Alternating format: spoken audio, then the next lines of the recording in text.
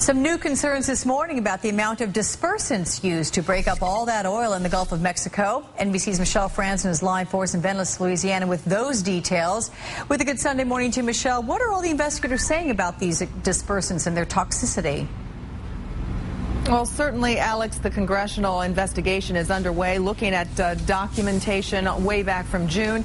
You might remember the EPA handed out a handed out a directive saying that those dispersants, the chemicals used on the surface of the water and below to break up the oil should only be used in rare occurrences. Well, there's criticism this morning and over the weekend from Representative Edward Markey, who sent a letter to Incident Commander Thad Allen criticizing the Coast Guard for what he calls rubber stamping BP's use of chemical dispersants on the surface. In the Washington Post, though, Allen certainly defends the commander's use of that, saying that those decisions were made on a daily basis. And even the EPA says following the directive, the peak use had dropped by more than 70%.